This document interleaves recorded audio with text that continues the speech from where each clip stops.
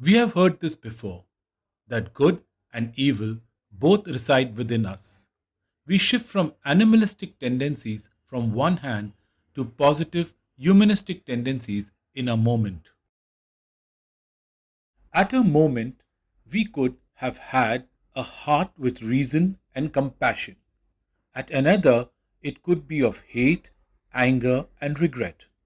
Positive and negative being within us is a concept I'm sure most of us are already aware.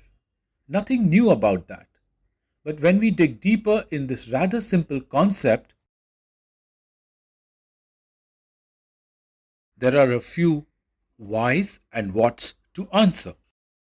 Why do we fluctuate between these negative to positive tendencies?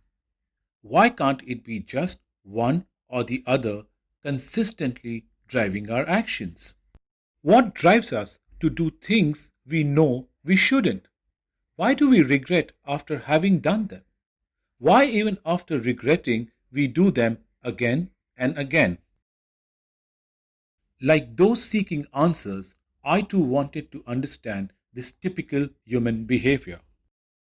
The first thing, as an Indian would do, I started studying the scriptures, listened to spiritual masters, and researched my queries with some eminent behavioral scientists. I got my answers from each of them. It was like they all gave me pieces of a puzzle that formed the big picture, but it was for me to arrange them in order to get my answers. The picture or concept that emerged from putting all my research pieces together that attempts to explain this fluctuation of behavior is what I call four triggers. But before I get into the four triggers, one question that may be in your mind needs to be answered. Why do we need to know about the oscillating behavior of the mind? Behavioral scientists suggest when there is awareness, the probability of restraint is higher. And common sense, when you understand something thoroughly, it empowers to act appropriately. Take, for example, the most common problem of losing weight. When we understand the equation of calorie consumption to weight gain, then we are empowered to act appropriately. Whether we do it or not is another matter. The four trigger concept is also an equation of the inner workings of ourselves. Only when we understand the equation well is when we learn to balance it and act appropriately.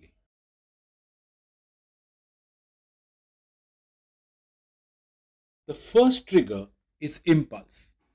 Impulse are a manifestation of our five senses. They receive external trigger and pass it to the brain. But why do we behave differently to the same external trigger? Take, for example, when I see a cat, it may arouse no feelings. I may ignore and move on. But someone else may want to lift the cat in their arms, caress it. These distinct reactions on experiencing the same trigger is what I have labeled as intellect trigger. Don't confuse it with intelligence. Here, intellect represents all previous set of knowledge and experiences you have had with a particular trigger. Staying with the cat example, I may not love cats, but if I see it hungry and thirsty, I may want to give it milk and water. I do this because through my intellect, I have concluded helping any being in need and distress is a good thing to do. These conclusions from our everyday experiences between what is good and what is bad adds up to make our conscience. Conscience is an auto trigger that tells us the difference between good and bad.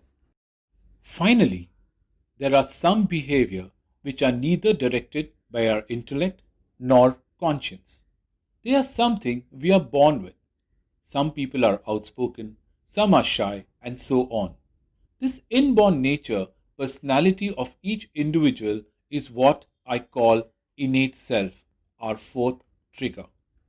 Now let's see how these four triggers work in our lives and how they are related. Back to the cat. This time the cat looks at me and growls. Her ugly growling face activates my impulse trigger. The impulse trigger, which is just a receiver, looks for decision from the intellect. The intellect wants me to hit the cat, but the conscience stops it. However, the conscience records a feeling of resentment towards the cat. The resentment manifests as anger within me. The anger, as shown in the illustration, makes the impulse trigger larger than all other triggers. It knocks so hard that my whole being is swayed by its impact. Negativity has completely absorbed me. None of the three stabilizing triggers can work in this condition. To win over negativity, we need our intellect trigger to be larger than the impulse trigger. The conscience has to be larger than the intellect. The innate trigger grows along with the intellect and conscience.